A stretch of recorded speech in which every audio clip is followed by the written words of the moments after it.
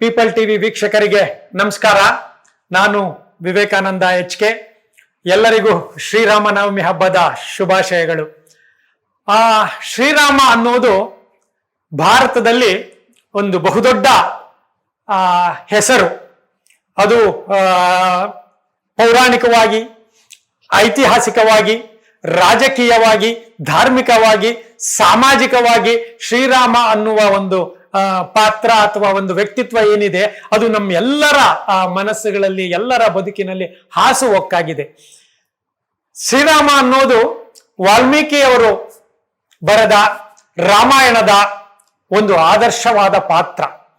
ರಾಮಾಯಣ ಎನ್ನುವ ಬೃಹತ್ ಗ್ರಂಥದ ಒಂದು ಆದರ್ಶ ಪಾತ್ರ. ನಾನು ಒಬ್ಬ ಇತಿಹಾಸದ ವಿದ್ಯಾರ್ಥಿಯಾಗಿ ರಾಮಾಯಣ ಏನಿದೆ ಅದು ಒಂದು ಬೃಹತ್ ಧಾರ್ಮಿಕ ಗ್ರಂಥ, ಸಾಮಾಜಿಕ ಗ್ರಂಥ, ಸಾಹಿತ್ಯಿಕ ಗ್ರಂಥ ಅಂತ ನೋಡ್ತೀನಿ ಹೊರತುನು ಅದೊಂದು ನೈಜ ಘಟನೆಗಳ ಆಧಾರದ ಮೇಲೆ ನಡೆದಂತಹ ಐತಿಹಾಸಿಕ ಕೃತಿ ಅಂತ ಖಂಡಿತವಾಗ್ಲೂ ಒಪ್ಲಿಕ್ಕಾಗೋದಿಲ್ಲ. ಯಾಕೆ ಅಂದ್ರೆ ಇತಿಹಾಸ ಅಂತ ಯಾವುದಾದ್ರೂ ದಾಖಲಾಗಬೇಕಾದ್ರೆ ಅದಕ್ಕೆ ಅನೇಕ ಮಾನದಂಡಗಳಿದ್ದಾವೆ. ಅದನ್ನ ನಾನು ಓದಿರೋದ್ರಿಂದ, ಅಧ್ಯಯನ ಮಾಡಿರೋದ್ರಿಂದ ರಾಮಾಯಣ ಅನ್ನುವಂತಹ ವಾಲ್ಮೀಕಿಯ ಕೃತಿ ಏನಿದೆ ಅದು ಒಂದು ಧಾರ್ಮಿಕ ಗ್ರಂಥವಾಗಿ, ಪೌರಾಣಿಕ ಗ್ರಂಥವಾಗಿ ಉಳಿಯುತ್ತೆ ಹೊರತುನು ಅದು ಇತಿಹಾಸ ಗ್ರಂಥ ಅಲ್ಲ. ಹಾಗಾದ್ರೆ ಅದು ಪೌರಾಣಿಕ ಅಂದಿದ ತಕ್ಷಣ ಅದು ಸಂಪೂರ್ಣ ಸುಳ್ಳ? ಆ ರೀತಿ ಇರ್ಲಿಲ್ವಾ ಅಂದ್ರೆ ಖಂಡಿತ ಇತ್ತು. ಅವರು ಮೆನ್ಷನ್ ಮಾಡಿರುವ, ಅದರಲ್ಲಿ ರಚಿತವಾಗಿರುವ ಎಲ್ಲ ಭೌಗೋಳಿಕ ಪ್ರದೇಶಗಳು ಅಸ್ತಿತ್ವದಲ್ಲಿತ್ತು. ಅವರು ಮಾಡಿರುವ ಜೀವನ ಶೈಲಿಯ ಅನೇಕ ಪಾತ್ರಗಳು ಆಗಿನ ಸಾಮಾಜಿಕ ವ್ಯವಸ್ಥೆಯಲ್ಲಿ ಇತ್ತು. ಆದ್ರೆ ಅದು ಎಲ್ಲವನ್ನು ಕ್ರೋಢೀಕರಿಸಿ ಒಂದು ಗ್ರಂಥವಾಗಿ, ಈಗ ಯಾವುದೋ ಒಂದು ಸಿನಿಮಾ ಮಾಡಬೇಕು ಅಂದ್ರೆ ಒಬ್ಬ ನಾಯಕ ನಟನನ್ನ ಇಟ್ಕೊಂಡು ಅನೇಕ ರೀತಿಯ ಅಂಶಗಳನ್ನ ಆತ 100 ಜನಕ್ಕೆ ಹೊಡೆದು ಯಾರೋ ಕೆಟ್ಟ ಸಮಯದಲ್ಲಿ ಬಂದು ಕಾಪಾಡಿ ಎಲ್ಲ ಮಾಡಿರ್ತಾನೆ. ಆದ್ರೆ ಅದು ಸುಳ್ಳ ಅಂದ್ರೆ ಸುಳ್ಳು ಅಲ್ಲ, ನಿಜಾನ ಅಂದ್ರೆ ನಿಜಾನೂ ಅಲ್ಲ. ಆದ್ರೆ ಆಗಿನ ಸಾಮಾಜಿಕ ವ್ಯವಸ್ಥೆಯನ್ನ ಒಂದು ಗ್ರಂಥ ರೂಪದಲ್ಲಿ ಅಥವಾ ಸಿನಿಮಾ ರೂಪದಲ್ಲಿ ಕಟ್ಕೊಡೋದಿದೆಯಲ್ಲ, ಅದು ಆ ರೀತಿಯ ಒಂದು ರೋಚಕ ಅಂಶಗಳನ್ನ, ಭಾವನಾತ್ಮಕ ಅಂಶಗಳನ್ನ ಸೇರಿಸಿ ಬಂದಿರುವ ಅತ್ಯದ್ಭುತವಾದ ಗ್ರಂಥ. ಜಗತ್ತಿನ ಸಾಹಿತ್ಯಿಕ ಭಾಷೆಯಲ್ಲಿ ಹೇಳ್ಬೇಕಾದ್ರೆ ಅತ್ಯುತ್ತಮವಾದ ಗ್ರಂಥ ಅಂತ ನಾವು ರಾಮಾಯಣನ ಕರಿಬಹುದು. ಆದ್ರಿಂದ ರಾಮ ಅನ್ನೋದು ಆಗಿನ ಕಾಲದಲ್ಲಿ ರಾಜರುಗಳ ಮತ್ತು ಆಗಿನ ಸಾಮಾಜಿಕ ವ್ಯವಸ್ಥೆಯಲ್ಲಿ ಇದ್ದಂತ ಅತ್ಯಂತ ಆದರ್ಶ ಮರ್ಯಾದ ಪುರುಷೋತ್ತಮ ಅಂತೇಳಿ ವಾಲ್ಮೀಕಿಯವರು ಅದನ್ನ ಚಿತ್ರಿಸಿದ್ದಾರೆ. ಆ ವ್ಯಕ್ತಿಯಲ್ಲಿ ಆಗಿನ ಕಾಲದ ಎಲ್ಲ ಆದರ್ಶಗಳನ್ನು ತುಂಬಿ ಆ ಪಾತ್ರವನ್ನ ಮಾಡಿದ್ದಾರೆ. ಕೊನೆಗೆ ನೋಡಿ, ಆ ರಾಮನ ಕೂಡ ವಿಚಿತ್ರ ರೀತಿಯಲ್ಲಿ ನಾವು ಅದನ್ನ ವಿಮರ್ಶೆ ಮಾಡ್ತಾ ಹೋಗ್ತಿದ್ವಿ. ಒಂದು ದೇವರು ಅನ್ನುವ ದೈವ ಭಕ್ತಿಯ, ಎಲ್ಲ ಕಡೆ ರಾಮ, ಸೀತೆ, ಲಕ್ಷ್ಮಣ ಮತ್ತು ಆಂಜನೇಯರ ಫೋಟೋ ನೋಡುವಂತಹ ಒಂದು ದೈವಿಕ ದೇವರು ಎನ್ನುವ ರಾಮ.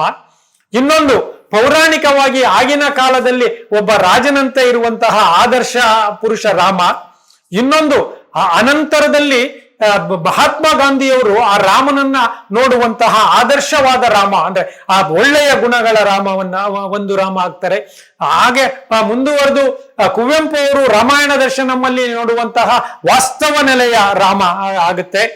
ಹಾಗೆ ಮುಂದೆ ಒಂದು ರಾಜಕೀಯ ಪಕ್ಷ, ಉದಾಹರಣೆಗೆ ಭಾರತೀಯ ಜನತಾ ಪಕ್ಷ, ರಾಮ ಅನ್ನುವಂತಹ ಒಂದು ಪಾತ್ರವನ್ನ ನಿಜ ರೂಪದಲ್ಲಿ ಕಲ್ಪಿಸಿಕೊಂಡು ಅಯೋಧ್ಯೆಯಲ್ಲಿ ಆತ ಹುಟ್ಟಿದ ಅಂತ ಹೇಳಿ ಆ ರಾಮನನ್ನ ಒಂದು ರೂಪ ಕೊಟ್ಟು, ಅಲ್ಲಿಂದ 1991ರಲ್ಲಿ ಆ ಚಳುವಳಿ ಒಂದು ಹಂತಕ್ಕೆ ತಲುಪಿ, ಆಗ ಅಲ್ಲಿ ರಾಮ ಶಿಲಾನ್ಯಾಸ ಮಾಡಿ ಅಲ್ಲಿಂದ ಮುಂದಕ್ಕೆ ಅಲ್ಲಿರುವಂತಹ ಬಾಬರಿ ಮಸೀದಿನ ಹೊಡೆದು ಇವತ್ತು ಅಲ್ಲಿ ಅಯೋಧ್ಯೆಯಲ್ಲಿ ರಾಮ ಮಂದಿರ ಮತ್ತು ಬಾಲರಾಮನ ವಿಗ್ರಹ ಪ್ರತಿಷ್ಠಾಪನೆ ಮಾಡಿದ್ದು. ಇವರಿಗೂ ರಾಮ ಅನೇಕ ರೀತಿಯಲ್ಲಿ, ನಾನು ಅದಕ್ಕೆ ಆಗ್ಲೇ ಹೇಳಿದ್ದು, ರಾಜಕೀಯವಾಗಿ, ಧಾರ್ಮಿಕವಾಗಿ, ಸಾಮಾಜಿಕವಾಗಿ ರಾಮ ತೀರಾ ಹಬ್ಬಿಕೊಂಡು ಹೋಗಿದ್ದಾನೆ.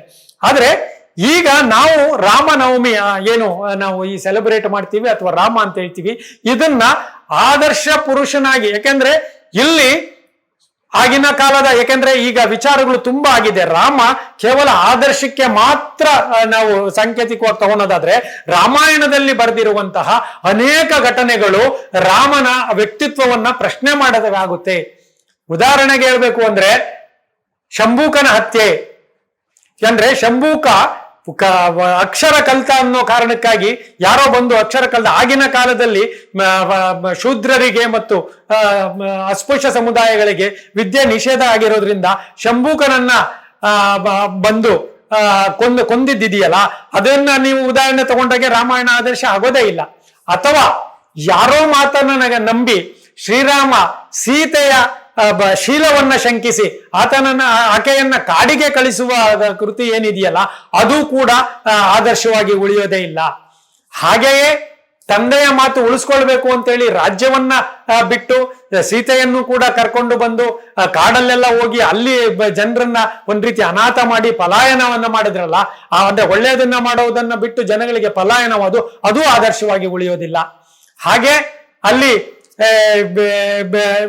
ಲಕ್ಷ್ಮಣ ಆಕೆ ಮೂಗು ಇದೆಲ್ಲ ಕೊಯ್ದು, ಅಂದ್ರೆ ಒಂದು ರೀತಿ ಒಂದು ಹೆಣ್ಣನ್ನ ವಿರೂಪಗೊಳಿಸಿದೆಯಲ್ಲ, ಆಕೆ ರಾವಣನ ತಂಗಿಯನ್ನ ವಿರೂಪಗೊಳಿಸೋದಿದೆಯಲ್ಲ, ಶೂರ್ಪನಖಿಯನ್ನ, ಅದು ಕೂಡ ಆದರ್ಶವಾಗಿ ಉಳಿಯೋದಿಲ್ಲ. ಹಾಗೆ ಚರ್ಚೆ ಮಾಡ್ತಾ ಹೋದ್ರೆ ಆತ ವಾಲಿಯನ್ನ ಕೊಲ್ಲುವುದು, ಸುಗ್ರೀವನ ಕಡೆ ಬಂದು ವಾಲಿಯನ್ನ ಕೊಲ್ಲುವ ರೀತಿ ಇದೆಯಲ್ಲ, ಅದು ಕೂಡ ಆದರ್ಶಗಳಲ್ಲ. ಅಂದ್ರೆ ಒಂದು ಕೃತಿಯನ್ನ ನೀವು ಚರ್ಚೆ ಮಾಡ್ತಾ ಹೋದಾಗ ಅನೇಕ ಅಂಶಗಳು ಅದರಲ್ಲಿ ಭಾಗ ಸಿಗುತ್ತೆ ನಮ್ಗೆ.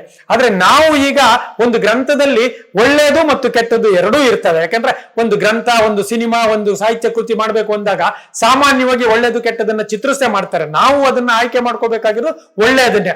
ಆ ಲೆಕ್ಕಕ್ಕೆ ನಮ್ಗೆ ರಾಮ ಏನಿದ್ದಾನೆ, ರಘುಪತಿ ರಾಘವ ರಾಜಾರಾಮ್ ಪತಿತ ಪಾವನ ಸೀತಾರಾಮ್ ಈಶ್ವರ ಅಲ್ಲ ತೇರೇ ನಮ್ ಸಬುಕೋ ಸನ್ಮತಿ ದೇ ಭಗವಾನ್ ಅಂತೇಳಿ ಮಹಾತ್ಮ ಗಾಂಧಿ ಅವರು ಏನು ಅದರ ಸ್ವಲ್ಪ ಬದಲಾವಣೆ ಮಾಡ್ಕೊಂಡು ಹೇಳ್ತಾರೆ. ಹಾಗೆ ರಾಮ ಅನ್ನೋದನ್ನ ನಾವು ಆದರ್ಶ ಪುರುಷನನ್ನಾಗೆ ತಗೋಬೇಕು. ಆತನನ್ನ ಇತಿಹಾಸ ಪುರುಷನನ್ನಾಗಿನೂ ನೋಡಬಾರ್ದು, ಪೌರಾಣಿಕ ವ್ಯಕ್ತಿಯಾಗಿನೇ ನೋಡಿ ನಾವು ಅದನ್ನ ಅಳವಡಿಸ್ಕೊಳ್ಬೇಕಾಗುತ್ತೆ. ಅದನ್ನ ಹೊರತುಪಡಿಸಿ ಎಲ್ಲ ರಾಜಕೀಯಗಳನ್ನ, ಎಲ್ಲ ಧಾರ್ಮಿಕ ಮೌಢ್ಯಗಳನ್ನ ನಾವು ತಿರಸ್ಕರಿಸುವ ಅಂತಹ ಮನಸ್ಥಿತಿಯ ಉಂಟಾಗ್ಲಿ. ಯಾಕೆ ಅಂದ್ರೆ ರಾಮ ಅನ್ನೋದು ನಾನು ಹಾಗೆ ಹೇಳದ್ನಲ್ಲ, ಅದು ರಾಜಕೀಯವನ್ನ ಮೀರಿ ಕೋಮು ದ್ವೇಷಗಳ ಹರಡಿ ಬೇರೆ ಬೇರೆ ರೀತಿಯಲ್ಲಿ ಆಗಿ ರಾಮನ ವ್ಯಕ್ತಿತ್ವಕ್ಕೆ ಅನ್ಯಾಯ ಮಾಡುವಂತಹ ವ್ಯವಸ್ಥೆ ಆಗಿದೆ. ಈಗ ನೀವು ಶ್ರೀರಾಮನವಮಿ ಮಾಡುವಾಗ ನೀವೇನು ಹೆಸರುಬೇಳೆ ಪಾನಕ ಆ ಥರದ್ದೆಲ್ಲ ತಿನ್ಕೊಂಡು ಬರ್ತೀರಿ ಅಥವಾ ಆಚರಣೆಗಳು ಮಾಡ್ತೀರಿ, ಅದಿರ್ಲಿ, ಅದೊಂದು ಸಾಂಸ್ಕೃತಿಕ. ಅದನ್ನ ಮೀರಿ ರಾಮನ ನಿಜ ವ್ಯಕ್ತಿತ್ವವನ್ನ ನಾವು ಒಂದು ಪೀಳಿಗೆಗೆ ಟ್ರಾನ್ಸ್ಫಾರ್ಮೇಶನ್ ಮಾಡಬೇಕಾಗಿದೆ. ಅದ್ರ ಜೊತೆ ಆದರ್ಶಗಳನ್ನು ನಾವು ಮಾಡಬೇಕಾಗುತ್ತೆ. ಯಾಕೆಂದ್ರೆ ಈ ನೆಲದಲ್ಲಿ ಪೌರಾಣಿಕ ಪಾತ್ರಗಳಿಗಿನ್ನ ಇತಿಹಾಸ ಪುರುಷರು ಅದಕ್ಕಿನ್ನೂ ಮಹೋನ್ನತವಾದ ಆದರ್ಶಗಳನ್ನ ಬಿಟ್ಟು ಹೋಗಿದ್ದಾರೆ. ಉದಾಹರಣೆಗೆ ಬುದ್ಧ, ಮಹಾವೀರ, ಕಬೀರ, ಮೀರಾಬಾಯಿ, ಸ್ವಾಮಿ ವಿವೇಕಾನಂದರು, ಮಹಾತ್ಮ ಗಾಂಧಿ, ಅಂಬೇಡ್ಕರ್ ಅವರು, ಬಾಬಾ ಸಾಹೇಬ್ ಅಂಬೇಡ್ಕರ್ ಅವರು, ಬಸವಣ್ಣನವರು, ಅಕ್ಕ ಮಹಾದೇವಿ, ಈ ರೀತಿ ಸುಭಾಷ್ ಚಂದ್ರ ಬೋಸು, ಅನೇಕರು ಇತಿಹಾಸದಲ್ಲಿ ಅಂದ್ರೆ ನಮ್ಮ ಕಣ್ಣು ಮುಂದೆಯೇ ಅದನ್ನು ಈ ಪೌರಾಣಿಕ ಪಾತ್ರಗಳನ್ನ ಮೀರಿದಂತ ಆದರ್ಶಗಳು ಇರೋದ್ರಿಂದ, ಅದು ಹೆಚ್ಚು ವಾಸ್ತವಕ್ಕೆ ಹತ್ತಿರವಾಗಿರೋದ್ರಿಂದ, ಅದು ಭಾರತದ ನಮ್ಮ ಏನು ಈ ಜೀವನ ಶೈಲಿ ಇದೆ ಅದಕ್ಕೆ ಹೆಚ್ಚು ಹತ್ತಿರವಾಗಿರೋದ್ರಿಂದ ಇದನ್ನ ನಾವು ಹೆಚ್ಚು ಫಾಲೋ ಮಾಡಿದ್ರೆ, ಹೆಚ್ಚು ಅನುಕರಣೆ ಮಾಡಿದ್ರೆ ನಮ್ಮೆಲ್ಲರ ಒಂದು ವ್ಯಕ್ತಿತ್ವಗಳು ಉನ್ನತ ಮಟ್ಟಕ್ಕೆ ಏರುತ್ತೆ. ಆ ನಿಟ್ಟಿನಲ್ಲಿ ನಾವೆಲ್ಲರೂ ಯೋಚನೆ ಮಾಡೋಣ ಅಂತ ಹೇಳ್ತಾ ಮತ್ತೊಮ್ಮೆ ಎಲ್ಲರಿಗೂ ಶ್ರೀರಾಮನವಮಿಯ ಶುಭಾಶಯಗಳು. ಧನ್ಯವಾದಗಳು.